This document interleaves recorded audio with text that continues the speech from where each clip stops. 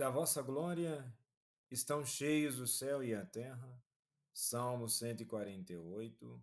Um bom dia. Em nome do Pai, do Filho e do Espírito Santo. Amém.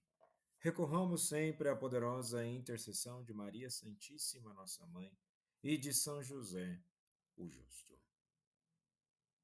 E a manifestação da glória de Deus se dá em toda a sua criação e criaturas, e nesse sentido, aquele que de fato adentra ao mistério de Deus de forma mística, nada aquilo que é visto é banal,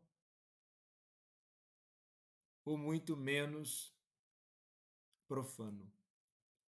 Quando nós nos colocamos mediante um processo de comunhão com Deus, buscamos adentrar o mistério, ou seja, participar dos aspectos de revelação, para que de fato o nosso espírito, a nossa razão estejam em conformidade com Deus. E nesse sentido, na primeira leitura de hoje, em Atos 17, versículo 15 e 22, e capítulo 18, versículo 1, é sobre um dos episódios mais fascinantes da missão de São Paulo, seu discurso no Areópago de Atenas. E Atenas era uma cidade na qual, segundo o escritor romano Petrônio, que era mais fácil encontrar um deus do que um homem, já que cada portal ou pórtico tem uma divindade protetora. Ídolos que, apesar das estátuas, serviam como ambientes pessoais, às vezes oculto, e funcionando quase como animais de estimação para as pessoas. E agora Paulo pisa no solo de Atenas, a capital intelectual do mundo, a cidade de Péricles, Sócrates, Platão e Aristóteles. E o veterano apóstolo pisa na terra dos grandes ícones da filosofia, dos homens que encheram bibliotecas com sua erudição. E nesse sentido, apesar de toda a intelectualidade, é uma cidade repleta de altares e de ídolos.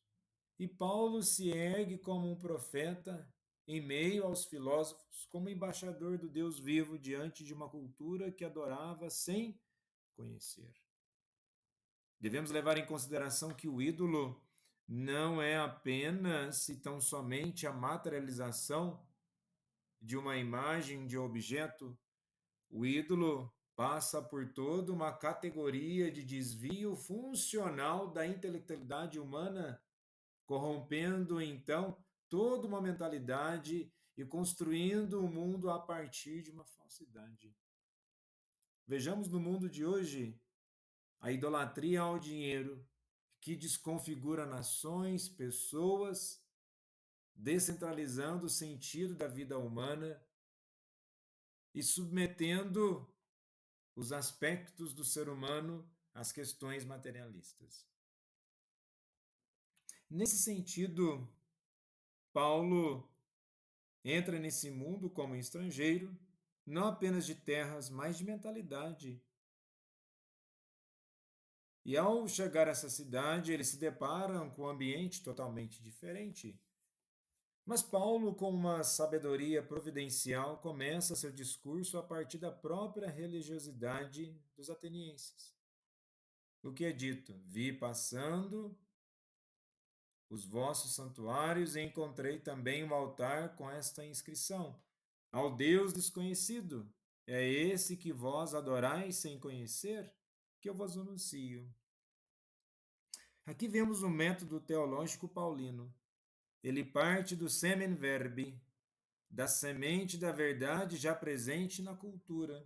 Ele não despreza a religiosidade deles, mas a orienta para a sua plenitude, o Deus verdadeiro, Criador do céu e da terra.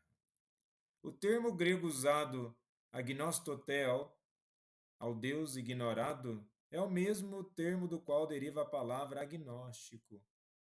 Paulo revela que esse Deus desconhecido não está distante, não é indiferente, mas se fez próximo.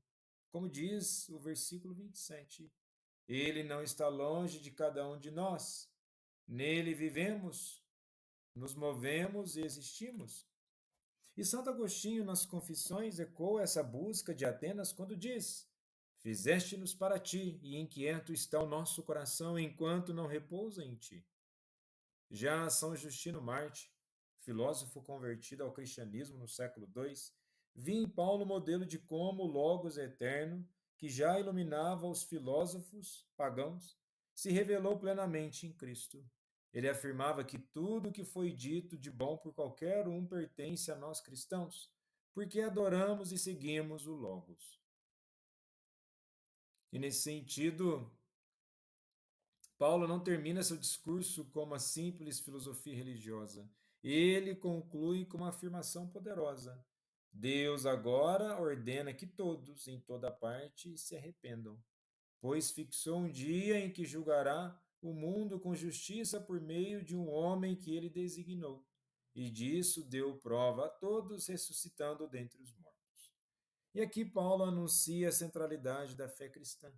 Cristo morto e ressuscitado. Esse é o escândalo para os gregos, a ressurreição dos mortos, que para muitos causou zombaria. Mas alguns creram, entre eles Dionísio, do Areópago e Damares. E vivemos também hoje em uma nova Atenas.